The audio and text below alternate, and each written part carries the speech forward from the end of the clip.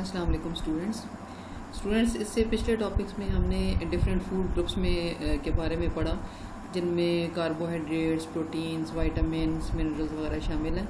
और उनके बारे में हमने देखा कि उनके कौन कौन से उनके फ़ायदे हैं हमारी बॉडी को, हमारे जिस्म में कौन कौन से रोल्स प्ले करते हैं, और इसके अलावा उनके सोर्सेज क्या हैं, यानी फूड से हम उन्हें किस तरह से हासिल कर सकते हैं। आज हम देखेंगे कि वाटर की क्या इम्पोर्टेंस है। वाटर के डिफरेंट रोल्स के बारे में हम स्टडी करेंगे। तो सबसे पहली तो बात यह है कि हमारी जो बॉडी है उसमें तकरीबन 60% जो है वो वाटर होता है, और हमारी बॉडी ज़ाहिर है इसके बगैर फिर बन ही नहीं सकती। ये 60% जो है ये कहाँ पे पाया जाएगा? जो हमारी बॉडी के सेल्स हैं उनके जो साइटोप्लाज्म है उसके अंदर जो है वो काफ़ी मिकदार में पानी प्रेजेंट होता है। तो इस तरीके से हमारी बॉडीज़ जो हैं वही तकरीबन ज़्यादातर जो उसका पोर्शन है वो पानी से बना हुआ है। इसके अलावा जितने भी हमारी बॉडी के अंदर इम्पोर्टेंट प्रोसेसेस चल रहे हैं जो हमारी सर्वाइवल के लिए या हमारी ज़िंदा रहने के लिए ज़रूरी हैं, उन सब में पानी इस्तेमाल होता है। जैसे डाइजेशन के लिए अगर फूड के अंदर वाटर ना हो तो वो डाइजेस्ट नहीं होगी। जब तक वो वाटर के अंदर मिक्स नहीं होगी तब तक वो डाइजेस्ट नहीं होगी इजीली। ये बिल्कुल इसी तरह से है जैसे आप ग्राइंडर के अंदर कोई चीज़ डालते हैं, जैसे चटनी बनाने के लिए आप सारी सॉलिड चीज़ें उसमें डाल दें, टमाटर डाल दें, प्याज डाल दें। जब तक उसमें थोड़ा सा पानी नहीं ऐड करेंगे तब तक वो सारी इवनली आपस में मिक्स नहीं होगी। तो बिल्कुल इस तरीके से जो हमारी फूड है उसकी डाइजेशन भी इसी तरीके की होती है कि उसमें जो फूड के पार्टिकल्स हैं वो छोटे पीसेस में चेंज होते हैं। अब वो उस वक्त तक नहीं होते जब तक कि उनके अंदर पानी जो है वो ना प्रेजेंट हो। अच्छा, अब तो ये तो हो गई डाइजेशन। डाइजेशन के बाद जो नेक्स्ट स्टेप होता है वो है एब्जॉर्प्शन ऑफ फूड, यानी फूड ने अब डाइजेस्ट होके और हमारे स्टमक से और हमारी स्मॉल इंटेस्टाइन से अब इसने जाना होता है ब्लड में। तो ब्लड के अंदर से जो डाइजेस्टिव सिस्टम है उसके अंदर से निकल के और ब्लड तक जाने के लिए भी उसको एक एक्वस मीडियम चाहिए होता है, यानी पानी चाहिए होता है जिसके अंदर डिज़ोल्व होके वो इंटेस्टाइन की वॉल के अंदर से निकलेगा और फिर वो वहाँ जाके ब्लड के अंदर शामिल होगा।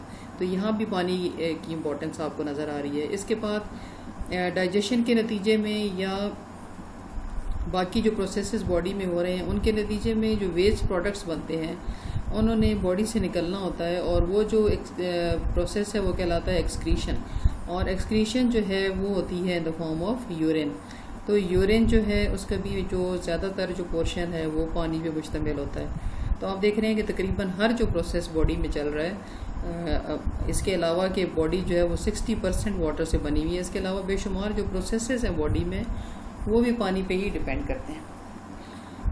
एक और जो इम्पोर्टेंट इसका फंक्शन है वो क्या है कि जो वाटर है वो मेंटेन रखता है हमारे बॉडी टेम्परेचर को। किस तरह से कि जैसे ही हमारा बॉडी टेम्परेचर राइज होता है तो जो बॉडी के अंदर जो वाटर है वो चेंज हो जाता है इनटू वेपर्स, यानी एवेपोरेट कर जाता है through sweat glands present on our skin. और वहाँ से जब वो वाटर एवेपोरेट करता है तो बॉडी टेम्परेचर जो है वो कम हो जाता है। यह आपने जो सबसे पहला जो आपका चैप्टर था होम्योस्टेसिस, उसमें भी आपने ये देखा था। सेकेंड चैप्टर में होम्योस्टेसिस में आपने पढ़ा था कि किस तरीके से स्वेटिंग होती है और स्वेटिंग जो है उसका फ़ायदा क्या होता है और होम्योस्टेसिस में उसका क्या रोल है। अच्छा जी, अगर किसी वजह से हमारी बॉडी में पानी की कमी हो जाए तो उससे क्या होता है कि हमारा जो ब्लड है वो थिक हो जाता है, यानी वो गाढ़ा हो जाता है क्योंकि उसमें पानी कम हो जाता है। अब ये जो पानी की कमी की वजह से ब्लड का गाढ़ा होना है, इसका असर क्या होता है कि जो हमारा हार्ट है उससे बहुत ज़्यादा काम करना पड़ता है और बहुत मेहनत करनी पड़ती है इस तरह के ब्लड को पुश करने के लिए अराउंड द बॉडी। सारी बॉडी में चूँकि उसने ब्लड ने सर्कुलेट करना होता है, और ये जो सर्कुलेशन है ये होती है with the help of heart beat. अब जब हार्ट बीट होती है तो हार्ट जो है वो पुश करता है ब्लड को, और इस तरीके से ब्लड जो है हमारी पूरी बॉडी में सर्कुलेट करता है। अगर ब्लड गाढ़ा हो जाएगा तो हमारे हार्ट को ज़्यादा एफर्ट करनी पड़ेगी उसको पुश करने के लिए, और इस तरीके से जो हार्ट है उसकी प्रॉब्लम्स हो सकती हैं कि बहुत अरसा अगर इस तरह से रहे तो वो फिर काम करना छोड़ देता है। तो एक तो इसे हम कहते हैं कार्डियक प्रॉब्लम्स, और वेस्कुलर प्रॉब्लम्स का मतलब है जो ब्लड वेसल्स हैं उनकी प्रॉब्लम्स भी हो जाती हैं, क्योंकि जब ज़ाहिर है जब पानी नहीं होगा ब्लड वेसल्स के अंदर तो उनकी जो वॉल्स हैं वो सही से मेंटेन नहीं रह सकेंगी। तो इस तरीके से कार्डियोवेस्कुलर प्रॉब्लम्स जो हैं वो स्टार्ट हो जाती हैं। अब ये तो आपको पता ही है कि पानी जो है उसका सोर्स सबसे बड़ा है कि हम पानी पीते हैं, नेचुरल वाटर जो है वो पीना जो है उसका सबसे बड़ा सोर्स है। इसके अलावा हम कुछ ऐसी चीज़ें भी हम खाते हैं जिनके अंदर पानी काफ़ी मिकदार में प्रेजेंट होता है, और ख़ास तौर पे गर्मियों में जो है वो ये चीज़ें ज़्यादा इस्तेमाल होती हैं, जैसे जूसी फ्रूट्स हो गए और कुछ सब्जियां ऐसे जैसे खीरा वगैरह, टमाटर, इनके अंदर पानी काफ़ी ज़्यादा मिकदार में होता है, वाटरमेलन वगैरह। तो फूड के अंदर भी कुछ सोर्सेज हैं जिनसे हमें पानी मिल सकता है। इसके बाद जो नेक्स्ट इम्पॉर्टेंट चीज़ है वो है डाइटरी फाइबर। हम देखते हैं अब कि डाइटरी फाइबर जो है उसका हमारी जो लाइफ है उसमें क्या रोल है। सबसे पहले तो आपको ये पता होना चाहिए कि डाइटरी फाइबर है क्या चीज़। डाइटरी फाइबर का जो दूसरा नाम है वो है रफिज, इसको रफिज भी कहा जाता है, और ये फूड का वो पोर्शन है कि जो अनडाइजेस्टेड रह जाता है आफ्टर डाइजेशन, मतलब बाकी सारे फूड के पार्ट्स जो हैं वो डाइजेस्ट हो जाते हैं, जो पीछे अनडाइजेस्टेड चीज़ बच जाती है उसे हम कहते हैं डाइटरी फाइबर। और वैसे भी अगर आम जिंदगी में हम देखें तो हम जब फ्रूट का जूस निकालते हैं तो जूस तो जो है वो अलग हो जाता है, जो पीछे चीज़ बच जाती है जूसर के अंदर वो उसका पल्प है, या उसको हम रफिज कहते हैं, ये डाइटरी फाइबर कहते हैं। डाइटरी फाइबर जो है इसकी दो मेन टाइप्स हैं। एक है इनसॉल्युबल डाइटरी फाइबर, इनसॉल्युबल वो जो डिज़ोल्व नहीं होता, जो हल नहीं होता। दूसरा है सॉल्युबल डाइटरी फाइबर, ये जब हमारे डाइजेस्टिव सिस्टम से पास होता है तो ये आहिस्ता आहिस्ता टूट जाता है या डिज़ोल्व हो जाता है। जो इनसॉल्युबल डाइटरी फाइबर है ये फ़ौरन से मूव कर देता है हमारी स्मॉल इंटेस्टाइन से, और इसी वजह से ये बग़ैर ब्रेक डाउन के ये आगे पास हो जाता है। अब इसके सोर्सेज कौन कौन से हैं? वीट ब्रान है, यानी जो छान होता है आटे के अंदर, जो उसके अंदर ये प्रेजेंट होता है, चोकर जिसे हम कहते हैं। इसके अलावा सीरियल्स में, छिलकों में जो फ्रूट्स की स्किन्स होती हैं उनके अंदर सॉल्युबल डाइटरी फाइबर के जो है वो ये क्या चीज़ होती है, it breaks down as it passes through the alimentary canal. Sources क्या हैं? ओट्स हो गए, पार्ले है, मैनी फ्रूट्स एंड वेजिटेबल। तो आप देख रहे हैं कि जो डाइटरी फाइबर है इसका जो मेजर सोर्स है वो है फ्रूट्स एंड वेजिटेबल्स, और सब्जियों और फलों में पाए जाते हैं। तो अगर कोई इंसान जो है ये दोनों चीज़ें सही मिकदार में अपनी खुराक में शामिल रखता है तो उसमें डाइटरी फाइबर की कमी नहीं हो सकती। अब देखते हैं हम इनके फ़ायदे क्या हैं। अगर हम ये खाएंगे तो हमें कौन कौन से फ़ायदे होंगे, और अगर नहीं खाएंगे तो क्या नुकसान होंगे।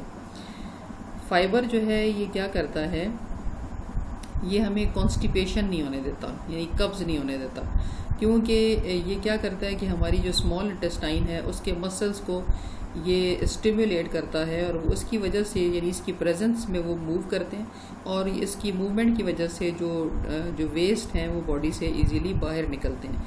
अब अगर हम फाइबर नहीं खाएंगे तो ये जो मूवमेंट्स हैं ये कम हो जाएंगी, और इस तरीके से वेस्ट जो है वो हमारे स्मॉल इंटेस्टाइन के अंदर ही प्रेजेंट रहेगा और बॉडी से निकलेगा नहीं। तो यही चीज़ जो है ये कहलाती है कॉन्स्टिपेशन। कॉन्स्टिपेशन की वजह से ज़ाहिर है कि जब वेस्ट बॉडी के अंदर रहेंगे तो वो नुकसानदेह होंगे, क्योंकि उनके अंदर बहुत सारे टॉक्सिन्स होते हैं, यानी जहरीली चीज़ें होती हैं जो हमें नुकसान देती रहती हैं, तो उनका बॉडी से निकलना ज़रूरी है। तो अगर हम डाइटरी फाइबर नहीं खाएंगे तो हमें कॉन्स्टिपेशन हो जाएगी, क्योंकि जो इंटेस्टाइनल मसल्स हैं उनकी कॉन्ट्रैक्शन जो होगी वो रुक जाएगी।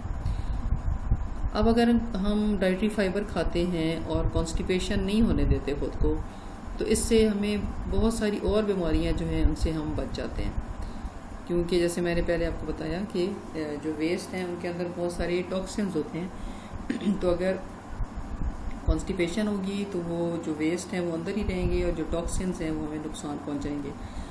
इसके अलावा एक बीमारी होती है जिसे कहते हैं बवासीर, जिसे पाइल्स भी कहते हैं, वो जो है वो भी कॉन्स्टिपेशन की वजह से होती है। जब काफ़ी अर्सा कॉन्स्टिपेशन रहती है तो उसकी वजह से पाइल्स जो है वो बनना शुरू हो जाते हैं। तो अगर हम अपनी खुराक में फ़ाइबर को शामिल करेंगे तो कॉन्स्टिपेशन नहीं होगी, और इसकी वजह से बाकी जो बीमारियां होती हैं उनसे भी हम बच जाएंगे। सॉल्युबल डाइटरी फाइबर जो है ये कौन सा फाइबर है कि जो टूट जाता है while passing through our digestive system. तो इसका फ़ायदा क्या है कि it helps in lowering blood cholesterol.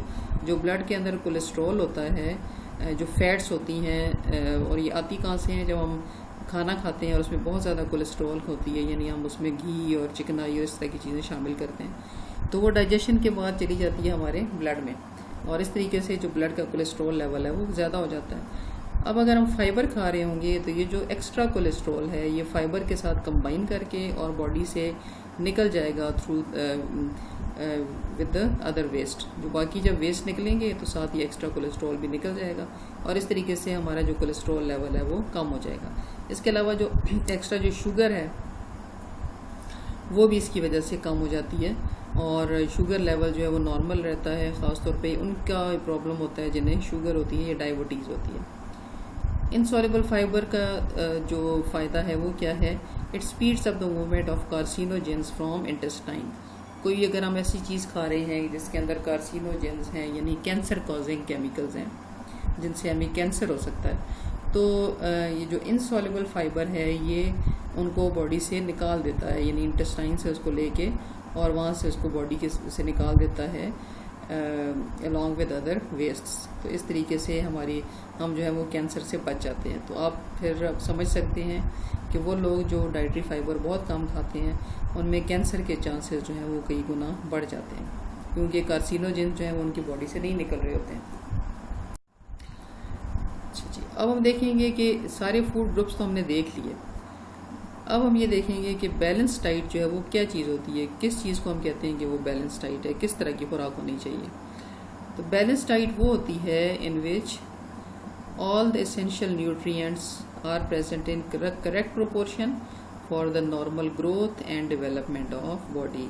जितने भी न्यूट्रिएंट्स आपने पीछे पढ़े हैं जिसमें कार्बोहाइड्रेट्स हैं और इसके अलावा फैट्स हैं, प्रोटीन्स हैं, वाइटामिन्स हैं, मिनरल्स हैं और उनके आगे डिफरेंट टाइप्स हैं, उनमें से हर एक जो है वो हमारी खुराक के अंदर इतनी मिकदार में शामिल होनी चाहिए ताकि हमारी जो बॉडी की ग्रोथ है वो भी नॉर्मली हो, नॉर्मल तरीके से हो, और जो डेवलपमेंट है बॉडी की वो भी नॉर्मल हो। ग्रोथ और डेवलपमेंट में क्या फ़र्क है कि ग्रोथ जो है ये उस वक्त होती है कि जब कोई पार्ट्स ऑलरेडी प्रेजेंट होते हैं। जैसे एक बच्चा जो है वो ग्रो कर रहा है तो उसके जो हड्डियाँ हैं मिसाल के तौर पे वो छोटी छोटी हैं पहले, लेकिन वो आहिस्ता आहिस्ता बड़ा होना शुरू हो जाती हैं। तो ये है ग्रोथ। डेवलपमेंट का मतलब होता है किसी चीज़ का नए सिरे से बनना, जब वो पहले से प्रेजेंट ना हो। तो बहुत सी ऐसी चीज़ें होती हैं जो साथ साथ बन रही होती हैं नई, जैसे हमारे जो बाल हैं वो नए निकल रहे होते हैं, हमारे नाखून पिछले वाले जो है वो काट देते हैं और नए निकल आते हैं। तो ये चीज़ कहलाती है डेवलपमेंट। तो ग्रोथ और नॉर्मल जो डेवलपमेंट है इन दोनों के लिए बैलेंस डाइट का होना ज़रूरी है। और बैलेंस डाइट क्या चीज़ है, जिसमें सब न्यूट्रिएंट्स जो हैं वो एक ख़ास मिकदार में प्रेजेंट हों, ना उससे ज़्यादा हों और ना ज़्यादा कम हों। और इसमें जो मेजर जो रोल है वो है मिनरल्स का, वाइटामिन्स का, प्रोटीन्स का, और इसके अलावा जो कार्बोहाइड्रेट्स हैं और जो फैट्स हैं इनको बॉडी के अंदर जो हमारी जो डाइट है उसमें बहुत कम मिकदार में होना चाहिए। लेकिन बैलेंस डाइट को हम हर एक के लिए फिक्स नहीं कर सकते कि जितने भी लोग हैं हम उनके लिए सब के लिए एक जैसा स्टैंडर्ड नहीं बना सकते कि सब लोगों को एक ही जैसी मिकदार में कार्बोहाइड्रेट्स भी लेने चाहिए, एक जैसे फैट्स भी वो खाएं तो वो सेहतमंद रहेंगे, एक जितनी प्रोटीन्स होनी चाहिए सबकी खुराक में, और एक जैसे वाइटामिन्स और मिनरल्स। ऐसे नहीं हो सकता क्योंकि सबकी जो रिक्वायरमेंट्स हैं वो डिफरेंट होती हैं due to different age, gender, यानी कुछ मेल हैं कुछ फीमेल हैं, इस बेस पे उनकी रिक्वायरमेंट्स डिफरेंट हैं, और एक्टिविटी की बेस पे कि कौन ज़्यादा एक्टिव है और कौन जो है वो पूरा दिन बैठा रहता है एक जगह पे और पूरा दिन बैठ के वो वीडियो गेम्स खेलता रहता है। तो इन दोनों की रिक्वायरमेंट्स में फ़र्क होगा। एक बंदा जो पूरा दिन बिस्तर पे बैठता है या वो गेम्स खेलता है, और दूसरा जो जिम जाता है गेम्स खेलता है, दोनों की जो रिक्वायरमेंट्स होंगी उनमें बहुत ज़्यादा फ़र्क होगा। एज जो है वो भी बहुत ज़्यादा इफ़ेक्ट करती है हमारी बैलेंस डाइट को, कि एक जो छोटा बच्चा है उसमें चूँकि ग्रोथ हो रही है, बॉडी ग्रो कर रही है, बड़ी हो रही है, तो इसका मतलब है कि उसकी जो बोन्स हैं वो भी ग्रो कर रही हैं। तो उसके लिए उसको कैल्शियम और प्रोटीन्स वगैरह ज़्यादा चाहिए, क्योंकि प्रोटीन्स जो हैं वो बोन्स के अंदर भी प्रेजेंट होती हैं। इसके अलावा उसके मसल्स नए बन रहे हैं, मसल्स ग्रो कर रहे हैं, तो उसके लिए भी उसको प्रोटीन्स चाहिए। एक जो बूढ़ा इंसान है उसकी चूँकि हड्डियाँ ग्रो नहीं कर रही हैं और साथ साथ उसकी जो मसल्स हैं वो भी अब नहीं बन रहे नए, तो इसलिए उसको प्रोटीन बहुत कम मिकदार में चाहिए बनिस्बत एक जवान इंसान के। और जेंडर को अगर हम देखें तो जो मेटाबॉलिक जो रेट है वो मेल्स जो हैं उनका ज़्यादा होता है बनिस्बत फीमेल्स के। तो जो मेल्स की रिक्वायरमेंट है न्यूट्रिएंट्स की वो ज़्यादा है बनिस्बत फीमेल्स के, यानी फीमेल्स को कम कैलोरीज चाहिए बनिस्बत मेल के। अच्छा जी, ये यहाँ पे ये बताया गया कि जब इंसान ग्रो कर रहा होता है तो उसका जो मेटाबॉलिक रेट है वो ज़्यादा होता है और उसको ज़्यादा ज़रूरत है मुख्तलिफ जो फूड ग्रुप्स हैं उनसे ज़्यादा मकदार में खुराक लेने की ज़रूरत है बनिस्बत एक बूढ़े इंसान के। और बच्चे जो हैं उन्हें ज़्यादा कैल्शियम और आयरन चाहिए for growing bones and red blood cells respectively. Red blood cells के लिए उन्हें आयरन चाहिए और बोन्स के लिए उन्हें कैल्शियम चाहिए। तो उन्हें इस तरह की खुराक खानी होगी जिसमें ये दोनों चीज़ें ज़्यादा मकदार में हों बनिस्बत एक बूढ़े आदमी के। तो 3 चीज़ें जो हैं वो इफ़ेक्ट करती हैं बैलेंस डाइट को, कि हम डिसाइड करेंगे इन तीनों चीज़ों को देख के हम बताएंगे कि किसी इंसान के लिए जो बैलेंस डाइट है वो कौन सी होगी। एज की बेस पे ये डिफ़र करेगी, जेंडर की बेस पे, मेल फीमेल की बेस पर और एक्टिविटी की बेस पर। जो बंदा ज़्यादा एक्टिव है उसको ज़्यादा न्यूट्रिएंट्स चाहिए, ज़्यादा उसको कैलोरीज चाहिए बनिस्बत एक सेडेंट्री लाइफस्टाइल रखने वाले इंसान के। अच्छा जी, जेंडर जो है इसका मैंने आपको पहले जैसे बता दिया कि विमेन में जो है वो उनका मेटाबॉलिक रेट जो है वो स्लो होता है बनिस्बत मर्दों के। और हालांकि उनकी जो एज है और वेट एक जैसा भी हो तब भी जो फीमेल्स हैं उनका जो मेटाबॉलिक रेट है वो कम होगा। इस वजह से उन्हें कम कैलोरीज चाहिए होंगी और कम न्यूट्रिएंट्स चाहिए होंगे। तो main need balance diet that provides comparatively more energy. उन्हें ऐसी डाइट चाहिए होती है जो ज़्यादा एनर्जी दे। तो एनर्जी गिविंग फूड्स जो हैं वो कार्बोहाइड्रेट्स हैं और लिपिड्स हैं। तो ये दोनों जो हैं उनकी खुराक में ज़्यादा होनी चाहिए ख़वातीन की निस्बत। इसके अलावा अगर किसी इंसान का जो लाइफ स्टाइल है वो सेडेंट्री है, मतलब वो एक जगह बैठा रहता है पूरा दिन, चलने फिरने का ज़्यादा आदी नहीं है, तो हम कहेंगे उसका जो लाइफ स्टाइल है वो सेडेंट्री है। तो ऐसा जो इंसान है उसको कम कैलोरीज चाहिए, उसको कम एनर्जी चाहिए। अगर हम उसको कंपेयर करें ऐसे इंसान से कि जो पूरा दिन चलता फिरता रहता है, तो अब जो एक्टिविटी है वो इफ़ेक्ट करती है, जेंडर इफ़ेक्ट करती है बैलेंस डाइट को, और एज